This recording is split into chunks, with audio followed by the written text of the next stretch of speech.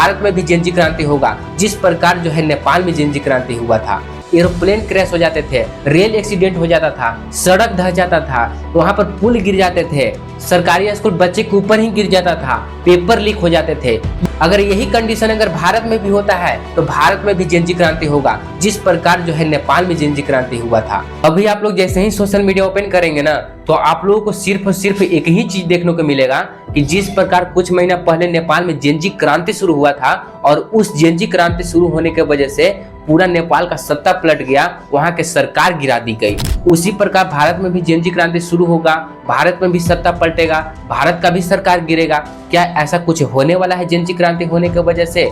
तो देखिए, इस चीज को पता लगाने के लिए हम लोगों को सबसे पहले जानना होगा कि भारत का कंडीशन क्या है और नेपाल का कंडीशन क्या था। देखिए, अभी जो आप खून से सना हुआ जूता देख रहे हैं ना, ये नेपाल का राष्ट्रीय प्रतीक बन गया है और इसके ऊपर खून इसलिए लगा है क्योंकि नेपाल का जनता ये समझ चुकी थी कि उनके देश में गद्दार नेता भरे हैं, झूठे राष्ट्रवादी नेता भरे हैं, जो मंच पर खड़ा होकर झूठे राष्ट्रवाद का नारा देते हैं। लेकिन हमारा भारत देश में ऐसा कुछ भी नहीं है। हमारा भारत देश में एक सिंगल ऐसा नेता नहीं है जो फर्जी राष्ट्रवादी हो। जब हमारा भारत में ऐसा कुछ सिचुएशन है ही नहीं, तो भारत में जेनजी क्रांति कैसे हो सकता है?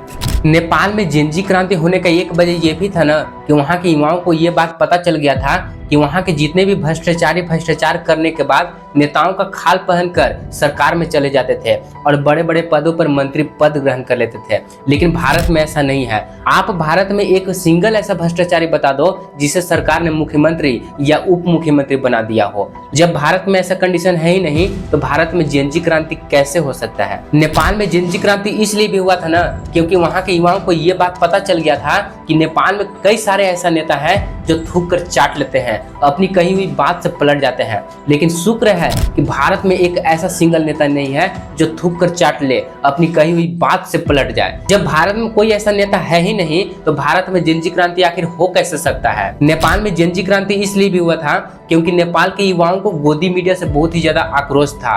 गोदी मीडिया से पूरा नेपाल बर्बाद हो गया था। लेकिन शुक्र है कि भारत में कोई गोदी मीडिया है ही नहीं, इसलिए भारत में जेनजी क्रांति हो ही नहीं सकता। नेपाल में जेनजी क्रांति इसलिए हो गई थी ना क्योंकि नेपाल में अंधभक्तों की संख्या बहुत ही ज्यादा बढ़ गया था। अंधभक्तों को सरकार की हर बात मानने की आदत हो गई थी। लेकिन शुक्र है कि भारत में कोई भी अंधभक्त ऐसा नहीं है। नेपाल में जेनजी क्रांति होने का कारण ये भी था ना कि वहाँ पर नेपो बेबी और नेपो किड्स हो गया था। यानी कि वहाँ के जितने भी नेताओं के जो लड़के हैं वो विदेश में घूम रहे थे, महंगे महंगे ब्रांड पहन रहे थे, जबकि नेपाल में खाने का लाले पड़े हुए थे।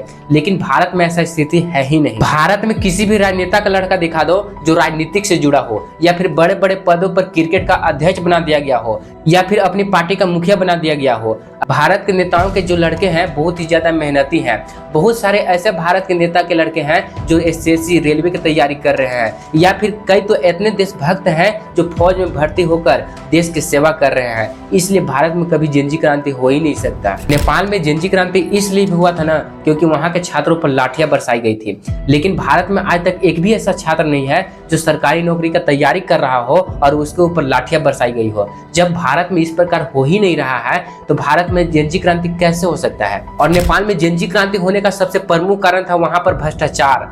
नेपाल में इतना भ्रष्टाचार हो गया था कि जैसे ही वहां पर एयरपोर्ट बनता तो तुरंत कोलैप्स हो जाता, एरोप्लेन क्रैश हो जाते थे, रेल एक्सीडेंट हो जाता था, सड़क ढह जाता था, वहां पर पुल गिर जाते थे, सरकारी स्कूल बच्चे के ऊपर ही गिर जाता था, पेपर लीक हो जाते थे। ये सब बहुत ही ज्यादा भ्रष्टाचार नेपाल में हो गया था और इसी कारण जो है नेपाल के युवाओं सड़कों पर उतार कर जेनजी क्रांति कर दिया, वहां पर सरकार गिरा दिया, वहां के सत्ता पूरा पलट दिया।